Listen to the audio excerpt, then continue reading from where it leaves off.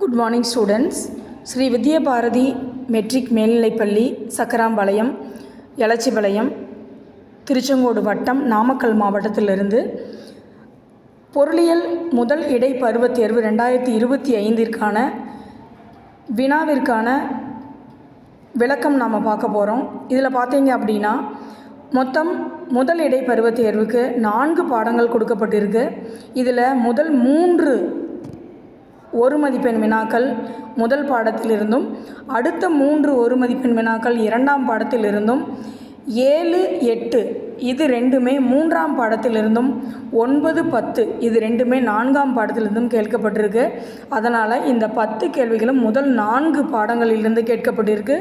அதுக்கு அடுத்தது பார்த்திங்கன்னா 2 மதிப்பெண் வினாக்கள்.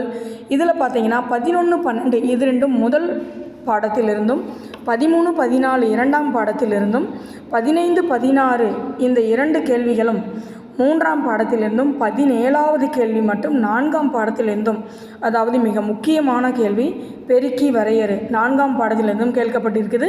இது கட்டாய வினாவும் கூட.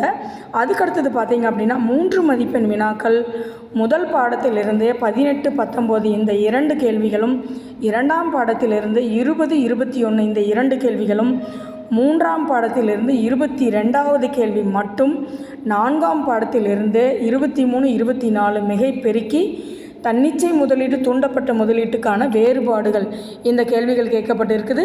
இதில் தன்னிச்சை முதலீடு, தூண்டப்பட்ட முதலீடு இந்த கேள்வி கட்டாய வினாவாக கொடுக்கப்பட்டிருக்குது. அதுக்கடுத்தது 5 மதிப்பெண் வினாக்கள் 25ல் 2 கேள்விகள், அதாவது முதல் பாடத்திலிருந்து ஒரு கேள்வியும், 2ஆம் பாடத்திலிருந்து ஒரு கேள்வியும் கேட்கப்பட்டிருக்குது.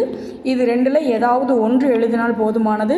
26வது கொஷின், 26வது கேள்வி 3ஆம் பாடத்திலிருந்து வேலையின்மையின் வகைகளும், 4ஆம் பாடத்திலிருந்து முடுக்கி இயங்கும் விதமும் கேட்கப்பட்டிருக்கு. ஸோ இதில் கொடுக்கப்பட்டிருக்கிற அனைத்து வினாக்களும் மிக முக்கியமான வினாக்களை இதுவரைக்கும் முழு ஆண்டு பொதுத் தேர்வில் தொடர்ந்து கேட்கப்படக்கூடிய கேள்விகளாகவே கொடுக்கப்பட்டுள்ளது. அதனால் இந்த கேள்விகளை நன்கு நினைவில் வைத்து முழு ஆண்டு பொதுத் தேர்வுக்கு இந்த கேள்விகள் அனைத்தும் உங்களுக்கு உதவியாக இருக்கும். அதனால் முழு ஆண்டு பொதுத் தேர்வுக்கு இந்த கேள்விகளை பயன்படுத்தி முழு மதிப்பெண் வாங்குமாறு மாணவர்களை கேட்டுக்கொள்கிறேன். நன்றி, வணக்கம்.